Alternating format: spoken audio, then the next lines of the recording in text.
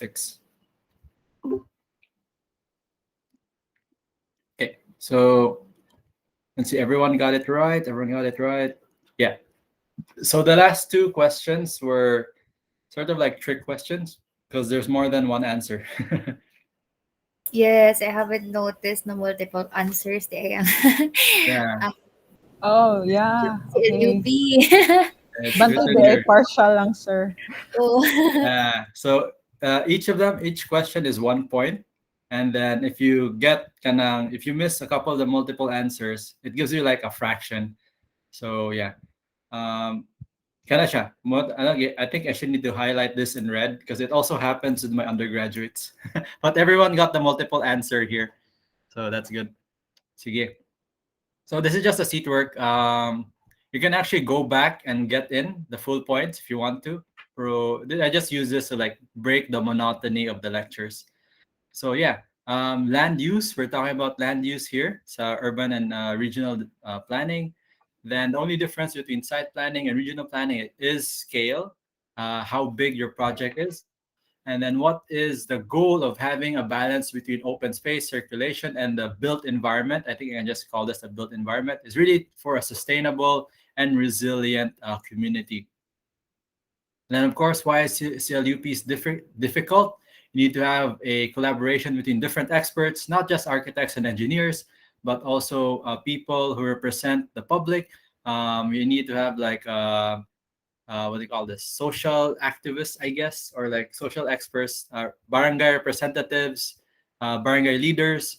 CLUPs need funding. You need to pay those professionals who use these like programs, um, analyze the data, create the maps, and that also feeds into here. Gather and analyze data, surveys, site visits. What else? Surveys, not just like sending out questionnaires, but also survey of the site. And then finally, transportation infrastructure includes sidewalks, roads, land, sea, terminals, and bridges. Okay. So next topic. Let's see. Managing urban and regional resources. So we're gonna have like a video record. This recording we put up here. This is a map or presentation made by the OCHA. I can actually send you the link to this. OCHA. OCHA. It's giving me my anime searches. Office, my brain. This is the Office of something something. Here, I have the link over here. The humanitarian response website. So, what is the OCHA about us? About us. So they're a not non-profit organization, basically philanthropic, giving away like free data. They analyze not just the Philippines but all over the world. They present these kinds of data. This was originally the 2015 version. So if you click over here, am I sharing my screen? Yes, I am sharing my screen. You even get to see their documentation of the effects of Typhoon Rai. That's the international name of Odette. They have several publications here. I say publications, that means that's published work. I think it's peer reviewed, or for the most part, they get data from the Philippine government, and then they have their group of analysts,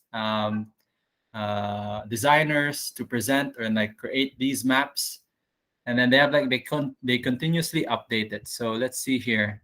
Most of it is about Typhoon Rai, and then this is their official website here. What is their goal? Provide an overview of like here our work. I'm just like advertising there for free. Contributes to principled and effective humanitarian response through coordination, advocacy, policy, information management, and humanitarian financing tools and services. So really, how do you coordinate? It's really with maps. That's why we have the GIS class, so you can create your maps, show to a large number of people very simply what is the problem, what's happening, a snapshot of what's going on in your province, region or city or barangay. Okay, so let me see here. I'm looking for a newer version, but it doesn't seem like they uploaded it yet. So let me just download this again so we can zoom in. So this was made 2015. There should be a new one by now, but I still need to look for it. So what they have here is population density and a bit of topography. You see the mountainous areas in Cebu province. You see some of the bodies of water. If I zoom in a bit more, you see some like rivers here, Toledo. You have another river here north of Cebu. It's probably going to the um, forget, this is Danao area or is it Argao? I keep switching Danao and Argao. We have the airport. I don't know why they mark the Lapu-Lapu airport here. Do you know anyone from Lapu-Lapu, by the way? From between you guys? Because I think Lapu-Lapu is still experiencing a lot of problems, like electricity. I have one friend in Lapu-Lapu. They just got internet fixed like a couple weeks ago, or like days ago, something like that. And Yes. then note, yes, go ahead. Sa electricity, sir, murag last January lang ni balik po. Late, Mm-hmm. late, mga late, last week of January. Good. And I remember sending some of my friends candles. I want to give like kuryente kaloy. Also, very interesting to note is the population density colors here. So in purple is the most dense, and just like closer to yellow or white is the least dense. We'll discuss in this class why cities tend to cluster, or like people, offices, businesses tend to cluster like this. So we have a whole island, but the most of the development is only happening here in Cebu City, Mandaue City, and Lapu-Lapu City. This is like a combination of various factors. Oh, wait, let me switch to microphone. It's a combination of various factors like geographic and economic, but also social as well. We was over here, our reference books. Urban economics has a very good idea or very good description of why this is happening. It offers a socio-economic explanation as to why cities cluster together, and we'll go through this next week or like in the coming weeks, depending on like our need. But in general, the reason why cities tend to cluster like this, or like development tends to cluster like this, is really just it's really convenience. Okay, for example, you live in Cebu City, you're a small family. Let's say you're a new family, one kid or like two kids. You need to support yourself. You need a job, and your job must be close enough so you can wake up early, maybe spend 1 hour, maybe 1 hour 30 minutes to get to your place of work, and then you can't do that if you live further away. It becomes basically impossible to travel to your place of work and then back to your home. And this is where infrastructure and transportation play a very big role, because in Sydney, where I studied, um, the Sydney siders or the citizens of Sydney, their maximum waiting or like their patience for travel time really ranges around 1 hour to 30 minutes. If you have good infrastructure, you can travel a very large distance in that amount of time. But in Cebu, we're only traveling, let's say, Guadalupe. Guadalupe to Fuente, say somewhere over here. Maybe let's look for a subdivision. Subdivision. Where am I? Okay. Oh, bit more north. So let's say you're from this subdivision, Madison Place, for example. Say you live here, and I need to work somewhere in Ayala Business Park. So you'll probably need to go down to Fuente, depending on your preferred travel route. Maybe the fastest way would be, yeah, General Maximum. Let's just say General Maximum. It's actually a long way. Uh, now that I think about it, then maybe you take the shortcut here because I always notice these roads here are very quiet. And then you work in the two quad building. So how long is that? 3 kilometers. And usually this kind of travel time, travel distance at peak hours would easily be like 1 hour kapin. And that's just 3 kilometers. And sort of comparison in Sydney, let's go to Sydney.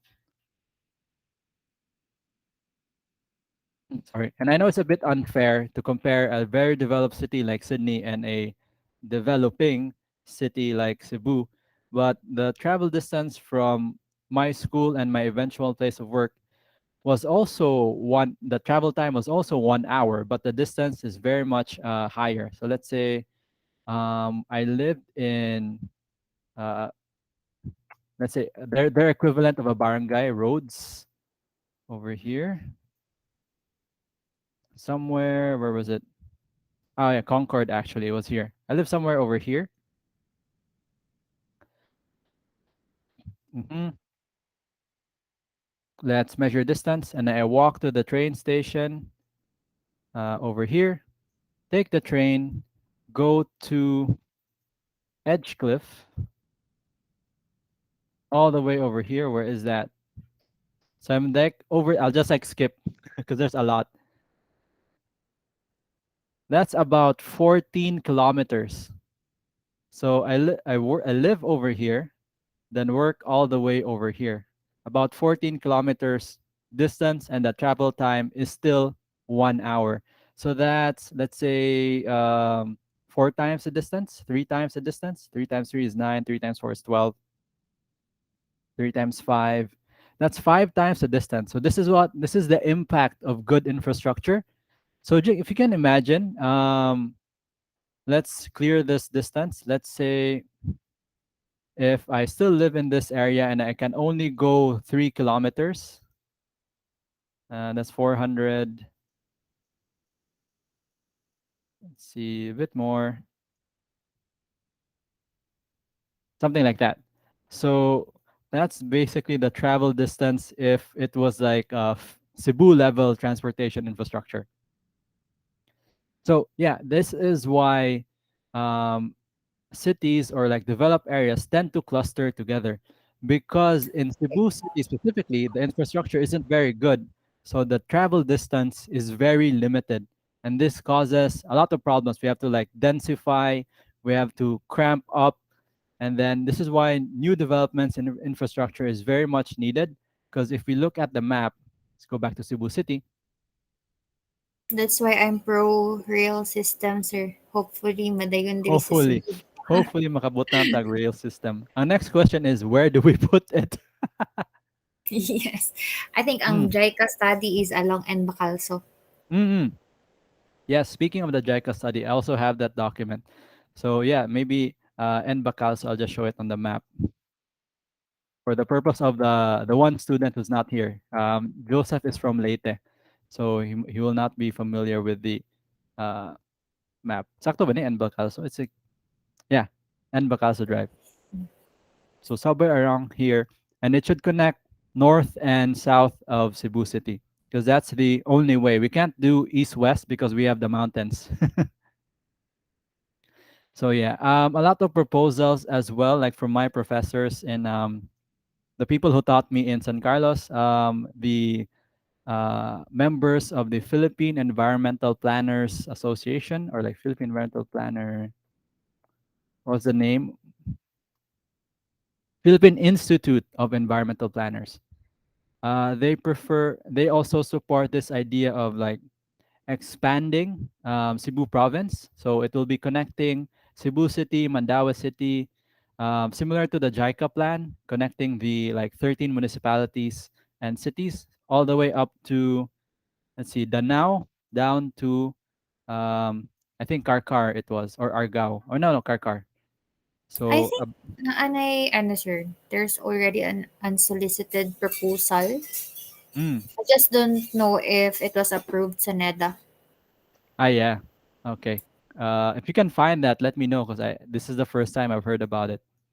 So that would be very good. So yeah, if we can expand our sort of infrastructure, improve it such that we can travel this distance, about 67 kilometers, um, in a much more efficient way, at least from Cebu City going to Danao. If we can not, I think it'd be unrealistic to become like Australia in the next 5 years, but let's just say something a bit more realistic. Cebu City to Liloan, how far is that? 16 kilometers. Mm-hmm. That's pretty far. Let's say at least like okay. Let's do something even there. Cebu Mandaue, Cebu City to Mandaue City. If we can like improve it in a way where we can transport, we can move goods and services and people. Now it wouldn't take 1 hour, but let's say 40 minutes na lang or something like that. So that's really the goal of like planning, like figuring out what we need to do in order to achieve that kind of goal, to make it more convenient for people to move around in the city. So yeah, and then uh, at least let the city breathe, because right now Cebu City is very kind of I wouldn't say hard to live in, pero it's not. Um, it could be better. Very crowded, sir. Mhm. So in these kinds of reports, we're very fortunate na at least these things are being made. We can look at population growth, population density, demographics, 50-50 split between male and female. This kind of information is important because you can figure out like growth rates. Usually in places that have like a 50-50 mix, the usual trend is like a growing population, because like you have a lot of small families, a lot of people are like what they call this.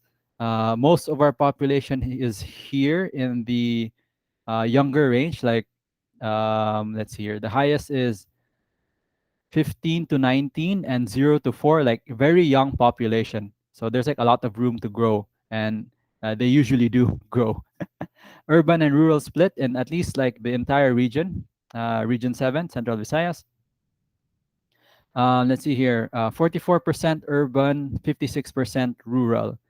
The poverty incidence, I'm still not 100% sure what that means, but it says it's going down, so probably that means like more people are getting paid more. Natural disasters, we had like the very big one was like in 2013 with the earthquake, and I think also um, that was also the year for Yolanda, if I'm not mistaken. Affected population very large over here. We have even like Leyte is not in this map. Yeah, it's in region 8. Yeah. So we can actually look for the region 8 map. So let's see here. Philippines region 7 profile. Let's Google. Oh wait, where is Butuan region? What was the region for Butuan? 13, sir. Region 13. Let's do that because now may taga Butuan dere. So you can Mhm. confirm if sakto ba ilang map or dili. Let's see. Region 13 profile. OCHA. Here we go. They have it here. Caraga. Okay. Here we go. So Butuan over here, your capital. Let's see, Yes, sir. greater than 5,000 people per square kilometer. That's like the densest, and the least dense, of course, zero. More rural areas over here. And I think I just want to say right now in our first meeting, it's good to have rural areas. It does not everything has to be developed. Similar to how architects feel that they need to develop every single like square meter of their land. It's the best practice is actually to preserve some of that open space, so you can have food production, you can have open parks, etc., etc. So the challenge for areas like Butuan is to find that balance. Now we need to you have to preserve your open space. In Cebu City there's no more open space, so we basically missed the train on that. So now it's like, where do we reclaim land? So that's why I have the SRP and the other like reclaim land projects. Okay, so let's look at region 8 over here. Again, population is at 50-50 split, 2.4 million people, and about 0.5 million, I know, households, 0.5 million households. Let's see, natural disasters. The biggest one, it was in 2012. You had if you can confirm, Let's hear. Whoops. Naay, what is this? Symbol for landslides and symbol for typhoon. Ang Butuan, daghan ba siya kanang typhoon and landslides? Not really in Butuan, sir. More on Mm. the nearby provinces like in Mm. Agusan del Sur, uh, Surigao. They just got hit Mm. by Typhoon Odette. Then yeah, Mm. more. Butuan is okay, but its nearby provinces is kind of because it's mountainous. Then one of their most uh, kanang way of pinagkakakitaan, sir, is mining. Mm. So landslide, it's very prone to landslide. Mm. Mm. Yes. No, good na. Yes, I think also Surigao got hit really hard sa typhoon pod. Yes, yes, sir. Mm. We got busy a bit last December po because of the post-disaster needs assessment for since Mm. it's part of our region. Okay, okay. Yes. Sige. So if you have some data on that, please feel free to share. Yeah, yeah. Okay. So let's do like a quick comparison here. Um, Not to say which region is better, but to see what's going on. Let's see here. So comparatively, let's see. Region 7, one of the more, probably like the second densest, like compared to the regions in Luzon. Luzon like has the highest like population density. Probably I think about somewhere around like 30% of the total population of the Philippines is in like the NCR region. And then we have 6.8 million people in Central Visayas, and then about 2.4 million in Caraga. So this is not a negative thing. This means that you have time to plan for the future. Whereas in Cebu, we're kind of like behind, and Manila even more so. Yes, sir. So, Yes. Mintas, while there's still not many people there, you still have like time to like create plans, manage, etc. Before everything goes crazy and mo exploding population. Let's see, Advantage for poverty. Karen. Yeah.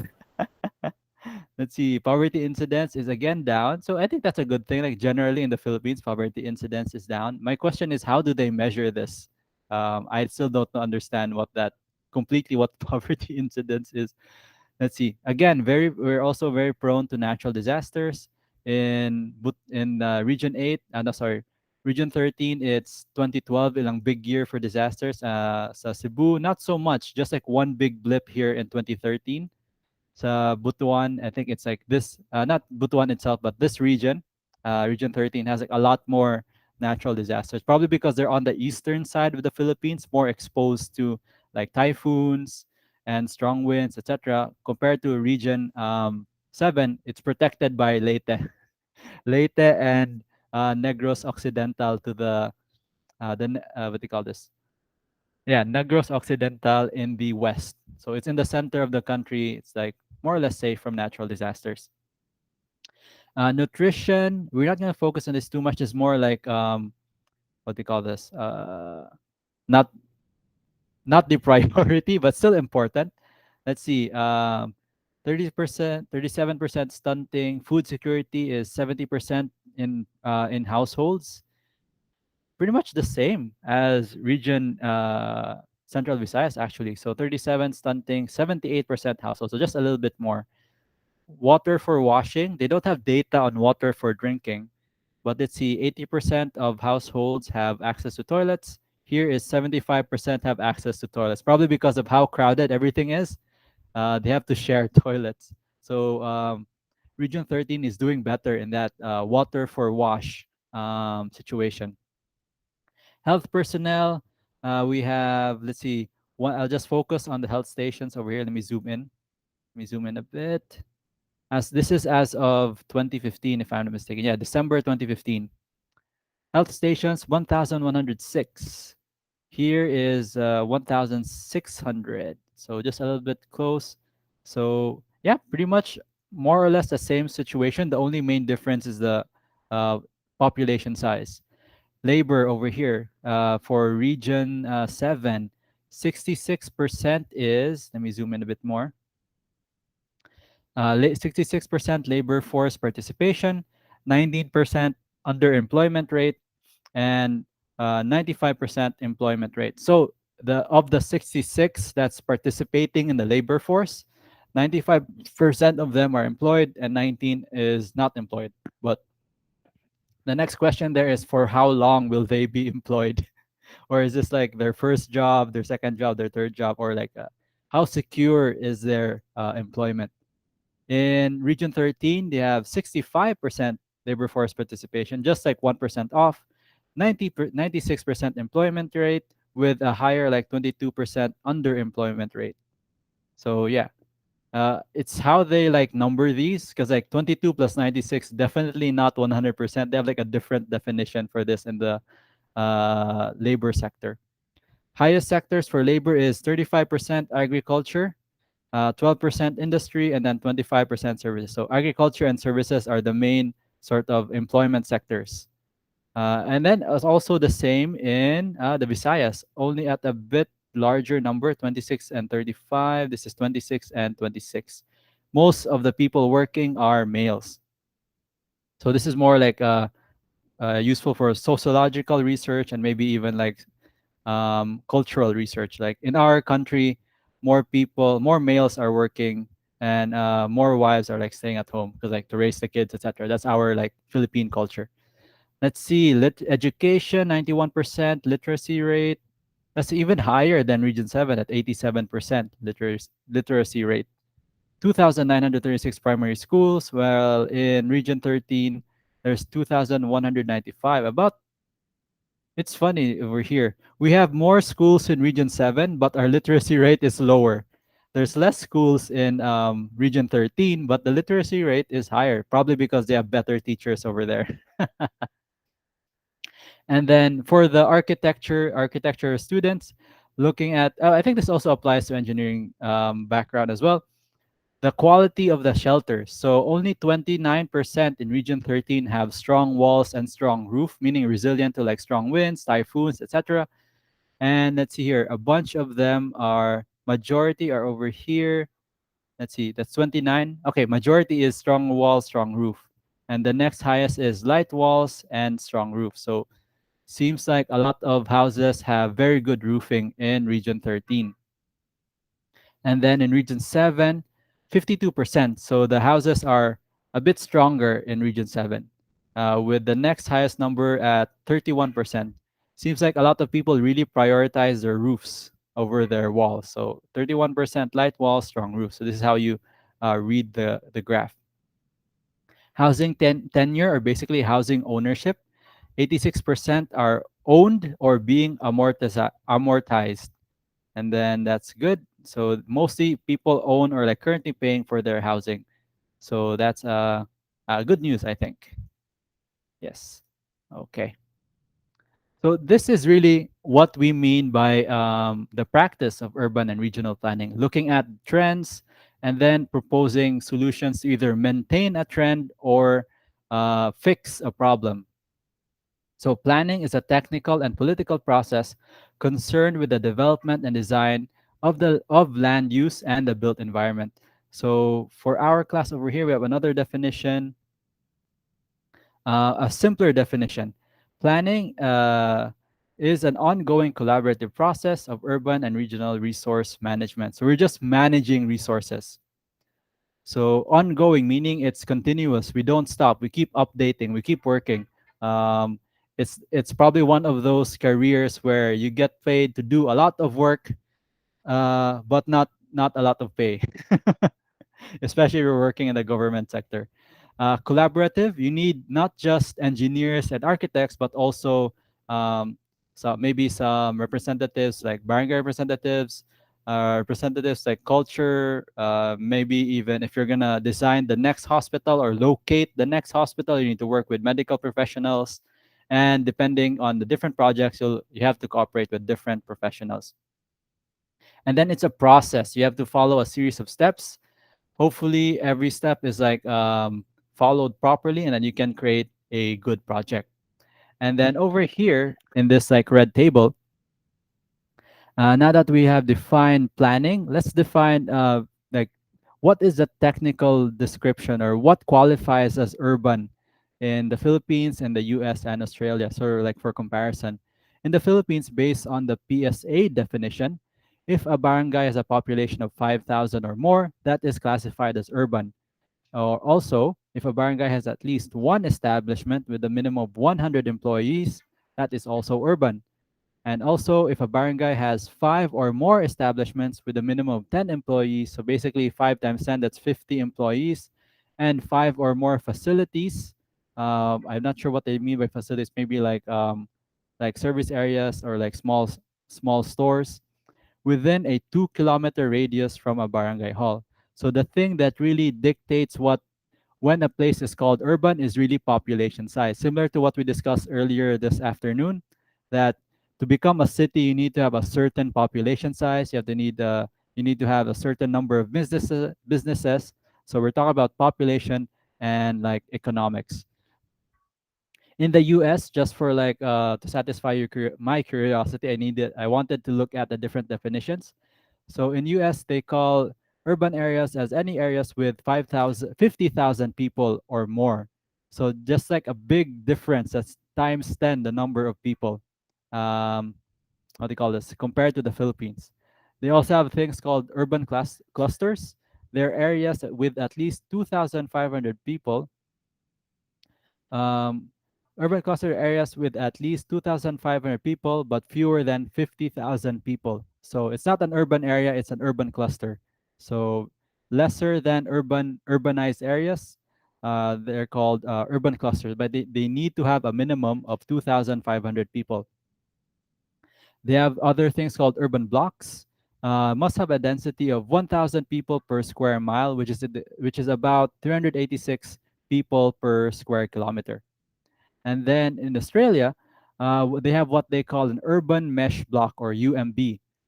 Population greater or equal to 45% of the total population and a dwelling density uh, greater or equal to 45 dwellings per square kilometer. So they're counting the total population in an area. Let's say of a a block or like maybe a small region, and then 45 dwellings per square kilometer. So number of households or buildings, not that not house, not households but houses per square kilometer. A population density greater or equal to 100 persons per square kilometer, and a dwelling density greater or equal to 50 dwellings per square kilometer. So they're looking at ratios, they're looking at density, and that's how they define what an urban area is. In the Philippines, we have such a what they call this uh, a comparatively lower population than these very big developed countries, so we count population first. So, in summary, that just tells you that in urban and regional planning, the number of people is very important, or like you can't have a city without people. So that's why we have to make good designs that are comfortable to live in so we can attract more people. And then if there are more people in an area, we can create more jobs. And then ideally, the transportation or the movement from a person's home to their job is not so difficult or like within a certain sort of threshold. So it's convenient for them. So in like the super developed areas of foreign countries, transportation time is very low, cities are very clean, and population is like there's a high population but there's still space for everyone to walk in, drive in, cycle, uh, buy their things, they buy their goods and services, and like do other activities that they need to do. Okay, so here we have a table or like a graph of the planning hierarchy or the order of planning in the Philippines. I'm sure you guys are familiar because you're already working um, in the profession. So at the national level, we have the different physical framework plans, socioeconomic development plans, and the investment programs meant to fund these plans. So are you guys familiar with this now? Do I need to explain this?